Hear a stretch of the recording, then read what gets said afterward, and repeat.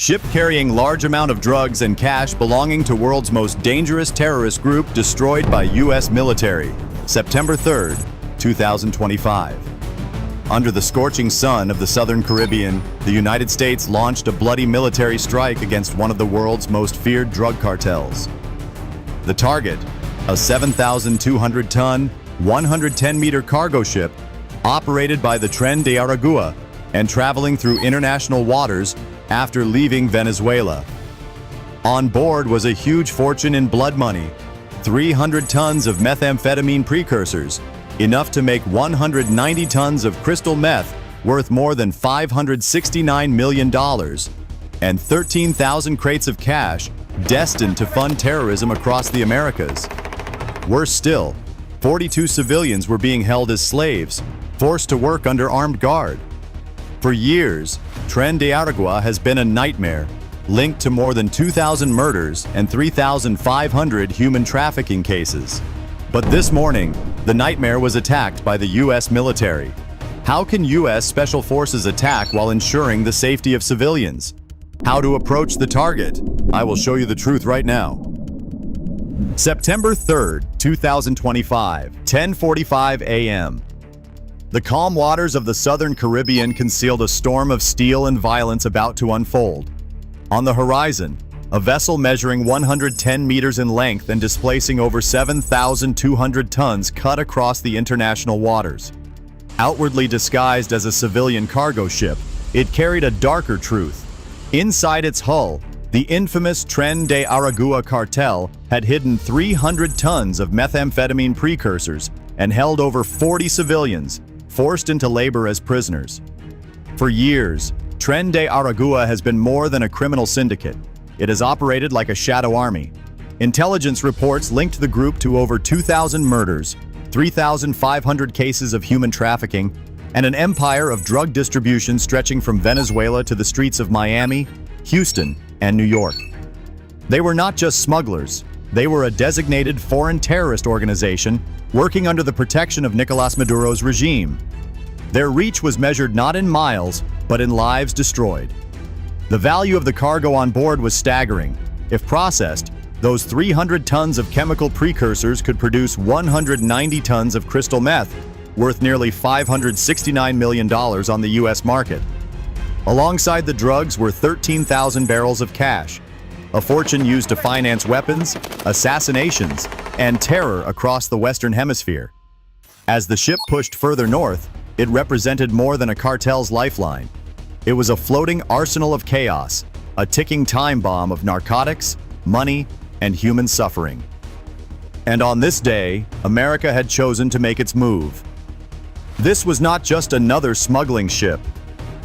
It was a floating time bomb, filled with poison meant for our children, guarded by killers, and powered by blood money. Leaving it unchecked would have been leaving death to drift toward our shores. U.S. Secretary of Defense cartels like Tren de Aragua thrive on fear. Do you believe operations like this can finally stop them? Leave your answer in the comments. By 11:05 a.m. on September 3rd, 2025, the United States had already positioned its pieces on the chessboard. While the drug vessel moved steadily through the Southern Caribbean, American forces prepared an operation as precise as it was ruthless. The mission was simple in theory, but terrifying in execution. Cripple the cartel's floating fortress without risking the lives of innocent hostages. The opening move came from the skies. From a covert base on Curaçao, the Pentagon launched 50 reconnaissance kamikaze UAVs, each no larger than a motorcycle yet packed with a 40-pound warhead and advanced targeting software. Flying just 150 feet above sea level, they skimmed beneath radar coverage, invisible until it was too late. Collectively, they carried enough explosive power to rival the impact of 2 Tomahawk cruise missiles, yet their precision was far deadlier. Meanwhile, the sea carried its own ghost. A fishing trawler, disguised, unmarked, and outwardly harmless, crept within 8 nautical miles of the target. Hidden inside its cargo hold were 200 U.S. Navy SEALs, the elite of the elite. Their gear included the Mk-29 rebreather diving systems, allowing each man to remain underwater for 6 continuous hours without producing a single bubble. They were to be the silent blade beneath the storm, waiting for chaos above before striking from below. The numbers alone were staggering. 250 American operators and UAVs against a cartel crew of barely 150 armed guards, many poorly trained but desperate. The tactical edge was overwhelming. Every angle had been calculated. Decoy strikes from above, silent infiltration from beneath, and simultaneous disruption of communications once inside. For the men aboard the cartel's ship, it was just another day at sea. They had no idea that the world's most advanced military had already surrounded them, watching, waiting. In reality, the countdown to annihilation had already begun. These numbers are truly staggering, right? Share this video so more people can see how fierce the fight against drug cartels really is, and don't forget to subscribe to the channel. At exactly 11:22 a.m. on September 3, 2025, the order was given. From beyond the horizon, the swarm of 50 kamikaze UAVs descended on the cartel vessel like a storm of steel hornets. Each drone screamed in at over 300 miles per hour, hugging the waves until the final moment before climbing sharply and diving into its target. The first impact struck the ship's stern. A UAV carrying 18 pounds of C4 detonated against a machine gun nest, instantly killing 3 armed guards and ripping apart the mounted weapon. Within 30 seconds, more than a dozen explosions thundered across the vessel. The ship shook violently as bulkheads ruptured, fuel drums ignited, and smoke towers rose 200 feet into the Caribbean sky. Cartel fighters scrambled in panic. Some fired blindly into the air, unloading entire 30-round magazines at shadows. Others rushed toward the hostages, attempting to use them as human shields.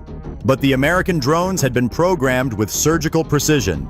They bypassed the cargo holds containing civilians and instead zeroed in on weapons caches and heavily armed fighters. By the 2-minute mark, 37 separate explosions had shredded the vessel's defenses. A drone punched into the forward deck, detonating inside a room stacked with ammunition crates. The blast incinerated over 4,000 rounds of 7.62mm ammunition, triggering a chain of secondary explosions that tore through 4 adjoining compartments. In less than 5 minutes, the cartel's command structure disintegrated. 9 gunmen were confirmed killed instantly, while another 40 were left wounded or incapacitated. Terrified survivors leapt overboard, plunging into the sea, where U.S. reconnaissance teams tracked them with infrared scanners. Yet the drones were only the first wave. As the final UAV slammed into the bridge, shattering communications equipment worth nearly $3 million, the cartel ship was effectively blind and deaf. Smoke poured from ruptured hull sections, and fires raged uncontrolled across the upper decks. Below the chaos, 200 Navy SEALs waited silently in the deep, spread in a perimeter formation within 500 yards of the ship. The explosions above were their signal. As the last drone detonated, shaking the vessel from bow to stern, the divers kicked upward through the water, moving like shadows toward the hull. The battlefield was now split between air and sea, above a burning fortress collapsing into confusion, below a ring of steel-clad warriors closing in. The trap was no longer theory. The Americans were inside the kill box, and the cartel had no way out. What do you think will happen next as U.S. Navy SEALs rise from the depths to storm the ship? Let's find out in the next part. As the last drone strike rocked the cartel vessel at 11:28 a.m., the sea itself erupted with movement. From all sides, 200 Navy SEALs surged upward, breaking the surface like ghosts rising from the abyss. Armed with suppressed MP-7 submachine guns and combat knives, they clamped magnetic grapples onto the hull and began their ascent.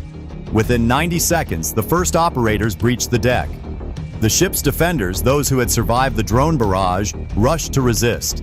But the SEALs came in waves, each squad of 12 men storming different access points. In the portside corridor, a team cleared 4 rooms in under 40 seconds, eliminating 6 cartel fighters with precision headshots. On the starboard flank, breachers used thermite charges to cut through a locked bulkhead, then tossed in stun grenades. The explosion of light and sound left 8 armed guards writhing on the ground, disoriented and helpless. The battle raged deck by deck. Cartel gunmen, some half-blinded by smoke, unleashed panicked fire. In one firefight near the engine compartment, a SEAL squad exchanged over 200 rounds with entrenched defenders. 3 SEALs were struck, shoulder, thigh, and forearm, but continued fighting, pushing forward until the last gunman fell. The most critical mission was the hostage rescue. At 11:35 a.m., Team Bravo breached the cargo hold where 42 civilians, men and women forced into labor, were shackled. Guards tried to use them as human shields, but the SEALs' laser-sighted rifles cut them down in under 10 seconds. Every hostage was freed, and medical units immediately began stabilizing the weakest among them. By now, the Americans controlled nearly 70% of the ship. The bridge was shattered, the engine room secured, and cartel fighters were fleeing below deck. One SEAL assault group swept the surveillance control center, disabling every camera feed in just 3 minutes, blinding the remaining defenders completely. The casualty balance was devastating. Within just 12 minutes of boarding, the SEALs had killed 15 cartel gunmen, captured dozens more, and taken command of all key compartments. Only 5 SEALs sustained injuries, none life-threatening. Against them, the cartel had lost nearly half its fighting force and all its command capability. Smoke curled skyward, gunfire crackled sporadically, but the outcome was already sealed. The cartel's floating fortress was no longer theirs. It was now a battlefield owned by America's finest warriors. By 11:48 a.m. on September 3, 2025, the ship was silent except for the crackle of flames and the boots of American soldiers pounding across its decks. In less than half an hour, the fortress of Tren de Aragua had been reduced to a shattered carcass of steel. The battlefield now belonged entirely to the United States. The results were staggering. In the span of 26 minutes, U.S. forces had neutralized the heart of one of South America's most violent cartels. 9 cartel members lay dead, including 2 mid-level commanders, while over 120 fighters were captured alive, many too badly wounded to resist. 3 of the detainees were identified as regional coordinators, men directly responsible for smuggling routes into Miami and Houston. Their arrest represented the collapse of entire branches of the cartel's operations. The seizure of contraband was even more shocking. Deep inside the ship's cargo holds, SEALs uncovered 300 tons of methamphetamine precursors, stored in steel containers disguised as fertilizer drums. Chemical experts on scene confirmed that this stockpile could be refined into 190 tons of crystal meth, enough to flood the U.S. with more than 1.5 billion street doses. On the open market, the value soared past $569 million, a fortune in narcotics ripped straight from the cartel's grasp. Yet the drugs were only part of the discovery. In a hidden compartment beneath the forward deck, SEAL teams pried open crates to reveal 13,000 blue-painted cash barrels. Inside, neatly bundled US dollars, Colombian pesos, and Venezuelan bolivars, an estimated $450 million in liquid assets. This was the financial bloodstream of Tren de Aragua, a horde meant to purchase weapons, bribe officials, and bankroll terror across the hemisphere. Now it lay in American custody. The human toll was equally decisive. 42 hostages, laborers kidnapped from fishing villages in Venezuela and Colombia, were freed, each of them given immediate medical care. For these men and women, the nightmare ended on a deck still scarred by fire and blood. By early afternoon, U.S. Navy helicopters thundered overhead, lifting prisoners and contraband off the smoking wreck. Standing at a podium in Washington, Secretary of State Marco Rubio delivered the message with brutal clarity. This is a warning. To anyone plotting to bring narcotics into the United States, be prepared for annihilation. Tren de Aragua thought they were untouchable. Today, they are broken. The Caribbean waters closed over the cartel's last hope. In one morning, the United States had not only destroyed a ship, but sent shockwaves through the entire underworld of the Americas. By the time the smoke cleared on September 3, 2025, the Southern Caribbean had witnessed a battle that will be remembered for decades. In just 26 minutes, the United States military dismantled a criminal empire on the high seas. 9 cartel members lay dead, more than 120 were captured, and 42 civilians walked free from chains that had bound them for months. The seizures told their own story. 300 tons of methamphetamine precursors, capable of producing 190 tons of crystal meth, a staggering 1.5 billion street doses, were taken off the market. Alongside them, 13,000 barrels of cash worth nearly $450 million were stripped from the veins of Tren de Aragua. With this single operation, America not only shattered a smuggling network, but also crippled the financial lifeline of one of the most violent cartels in the Western Hemisphere. For the cartel, it was a devastating loss. For the United States, it was a message. Secretary of State Marco Rubio's words echoed across the region. This is a warning. Anyone who dares smuggle drugs into the United States, be prepared for annihilation. The waters of the Caribbean closed over the wreckage of Tren de Aragua's ambitions. What remained was proof of American resolve and the cost of challenging it. And now, I turn the question to you.